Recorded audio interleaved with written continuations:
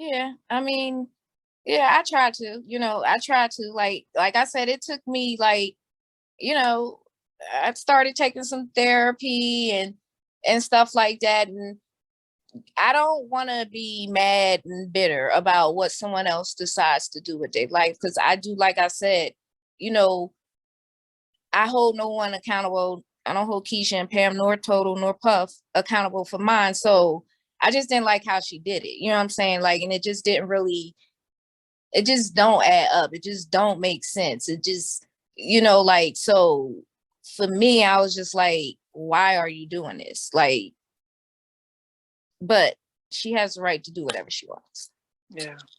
I think when I spoke with Mike and Slim, I told him that I was a therapist, and Mike talked about how he had to go through therapy and stuff. And I think a lot of us don't understand what it is like being in the limelight like yourselves, and either being dropped or taking the adulation away, and how that affects your identity in a sense.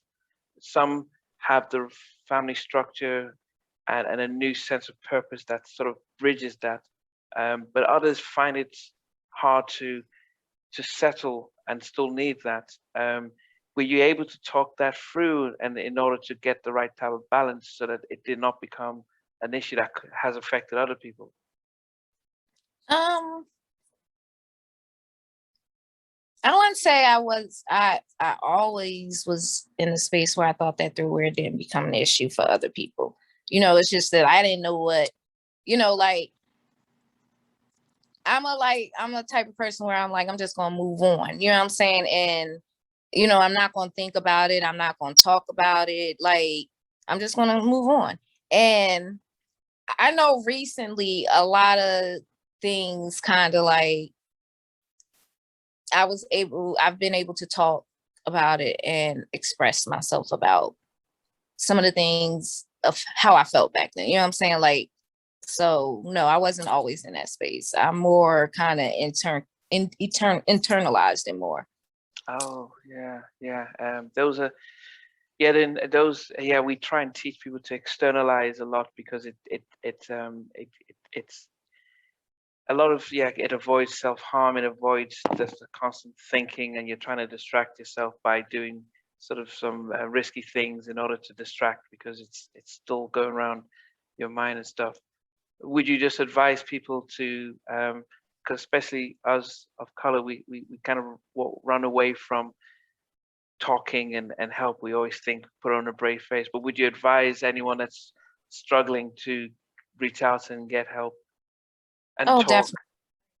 No, definitely talk. Like, and and make sure you're talking to, like, because I'm not gonna say I didn't talk about some of these things, but I was talking to the wrong people about it. You know what I'm saying? And um, so find you a therapist, somebody that's non-biased, and just pour your heart out, because I know it helped me. It helped me. Like, and I definitely was one of those who grew up with a parent who told me to pray about everything, and that's what I and not that prayer does not fix things, but sometimes it's just saying things out loud and just kind of talking about it and kind of speaking to somebody that's, like I said, non-biased to you, your whole situation in your life, and just hearing a different perspective kind of makes you sit back and be like, oh, like, okay, like, it will be good.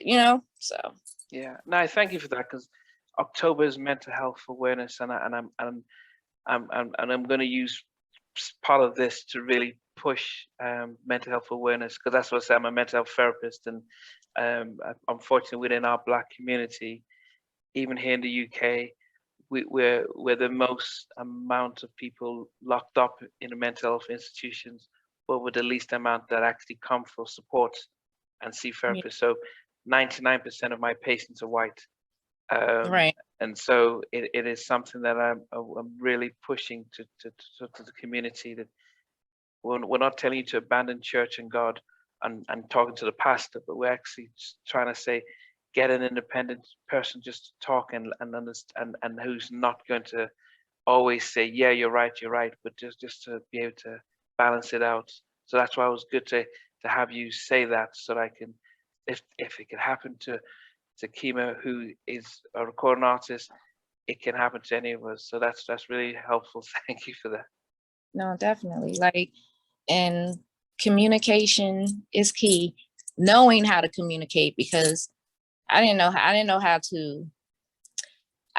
communicate. I didn't know how to like kind of like express myself or whatever, because like you say, you grow up in certain environments and you see certain things. And for me, communication always led to, like, I grew up with this, my dad was British, he was hot-headed, you know, like, so it was just like, to me, like, I never could really find my balance. It was either here or here. So I'm learning to be able to express myself, you know, without the emotions, or I'm learning to not react, because I was very reactive for a long time. And you've had to spend most of your teenage and growing year in a spotlight around in industry people and as well. So you didn't have, Yeah, very guarded. I'm still very guarded. Like, yeah, very guarded.